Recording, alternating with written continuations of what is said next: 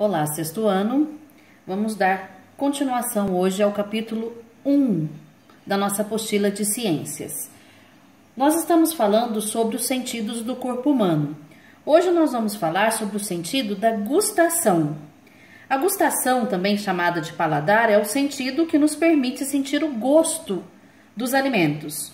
As células sensoriais da gustação, elas estão presentes em grande quantidade na superfície da nossa língua, né? E essas estruturas estão reunidas nas papilas gustativas, que apresentam aí um aspecto rugoso, né? E se localizam na parte superior e nas laterais da língua. Então, nessa imagem aqui, nós podemos ver a nossa língua de uma forma mais ampliada. Então, essas saliências aqui são as papilas gustativas. Nós também temos papilas gustativas, embora em pequena quantidade, nas nossas bochechas, tá? E as informações coletadas, então, pelas células sensoriais da gustação são levadas até o nosso cérebro e assim nós temos a sensação de gostos, né? Nós podemos identificar 5 tipos de gostos. São eles o doce, né?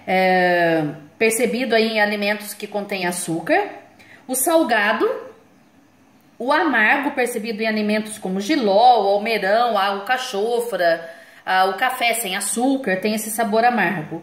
O azedo, percebido em frutas cítricas, né, como o limão. E nós temos um quinto sabor, que é o chamado umami. O umami, ele é percebido no tomate maduro, no tomate seco, no queijo parmesão, no cogumelo, em alguns tipos de cogumelo, tá? Nós temos o champignon, por exemplo, que tem esse sabor umami, o shiitake já não tem. No molho de soja, né, o shoyu. Então, o sabor umami, nós percebemos quando nós engolimos o alimento e nós temos aquela sensação do sabor na nossa boca. Então, esse é o que nós chamamos de sabor umami, que é bem pouco conhecido. Bom, até aqui nós relacionamos o paladar à sensação do gosto. Mas, no entanto, nós também percebemos o sabor dos alimentos não somente através de estruturas que compõem o paladar. Há um outro sentido que também contribui para a geração de sensações relacionadas ao gosto dos alimentos, que é o nosso olfato. Então, as informações olfativas, combinadas com as informações gustativas, tornam possível a percepção completa dos sabores. Isso se explica, gente, por exemplo, quando nós estamos resfriados e nós estamos lá com o nariz meio entupido e nós deixamos de sentir o cheiro, o sabor dos alimentos, né? Quem que já não passou por isso? De estar meio gripado e parece que não está sentindo o sabor dos alimentos. Então isso se deve ao fato, como eu disse, porque o nosso paladar está associado ao nosso olfato. Vocês vão encontrar em livros antigos e em alguns sites ainda, falando que existem áreas específicas da nossa língua relacionadas a cada sabor. Então, antigamente, na verdade, eles falavam, né, que nós percebíamos o doce aqui na ponta da língua, nas laterais aqui na frente o salgado, aqui mais atrás o sabor ácido, né, o azedo, e mais lá no fundo da língua o amargo. Hoje em dia, os cientistas já debatem um pouco essa teoria.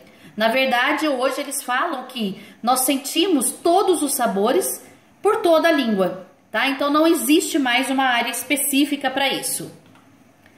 Vamos falar um pouquinho agora sobre o nosso tato. O órgão do sentido responsável pelo tato é a nossa pele, né? O maior órgão do corpo humano. A nossa pele, ela se estende então desde o topo da nossa cabeça, lá do nosso couro cabeludo, até a sola dos nossos pés. E ela é constituída por milhões de células, né? Chegando aí a medir quase 2 metros quadrados e pesando aproximadamente 4 quilos em um adulto. Nós vamos ver também que é através do tato que nós conseguimos perceber diferentes informações, né? Como se um objeto é áspero ou liso, se ele é quente ou frio. Nós conseguimos sentir quando alguma coisa toca a nossa pele. Essas estruturas que existem aí espalhadas por toda a nossa pele são chamadas de terminações nervosas. Existem vários tipos de terminações nervosas, cada um capaz de detectar aí um estímulo específico.